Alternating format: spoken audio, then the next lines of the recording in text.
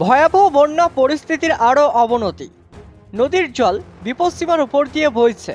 বন্যার পরিস্থিতি ক্রমশ খারাপ হচ্ছে এই এলাকায়। ইতিমধ্যে এই বন্যার জেরে মৃত্যু হয়েছে 10 জনের। লাল সতর্কতা জারি করেছে জেলায় জেলায়। তো কোন কোন জেলায় বন্যা হওয়ার আশঙ্কা রয়েছে, কোন কোন জেলাগুলিকে লাল সতর্কতা জারি করেছে আবহাওয়াবিদরা, তো সবই বিস্তারিত জানিয়ে দেবো এই ভিডিওতে। ভিডিওটি অবশ্যই শুরু থেকে শেষ পর্যন্ত দেখবেন।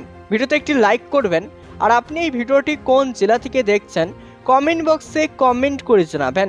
আর এমনই প্রতিনিয়ত বন্যার আপডেট পাওয়ার জন্য চ্যানেলটিকে সাবস্ক্রাইব করুন। তো চলুন এবার দেখে নেওয়া যাক। গোমতী নদীর জল ছাড়ছে, ফলে ত্রিপুরায় ক্রমশই খারাপ হচ্ছে বন্যা পরিস্থিতি। গত রবিবার থেকে এখনও পর্যন্ত ত্রিপুরায় অস্বাভাবিক বন্যার জেরে 10 জনের মৃত্যু হয়েছেই বলে খবর। সেই সঙ্গে 32,000 মানুষ নিজের বাড়িঘর ছেড়ে আশ্রয় শিবিরে রয়েছেই বলে খবর। গত রবিবার থেকে একনাগাড়ে বৃষ্টি এবং সেই সঙ্গে ভূমিধস, যার জেরে ত্রিপুরার অবস্থা ক্রমশ খারাপ হতে শুরু করেছে।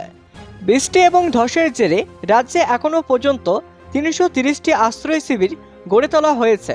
সেই সঙ্গেই দুর্গতরা আশ্রয় নিচ্ছেন বলে খবর। অতিরিক্ত বৃষ্টির জেরে নদীর জল বেড়ে ত্রিপুরায় বন্যার পরিস্থিতি তৈরি হয়। ফলে ত্রিপুরায় বিপর্যয় মোকাবেলা বাহিনীর দল পৌঁছে সেখানকার মানুষকে উদ্ধার করে নিরাপদ জায়গায় নিয়ে যেতে শুরু করেন। তার মাঝেই 10 জনের মৃত্যুর খবর মেলে।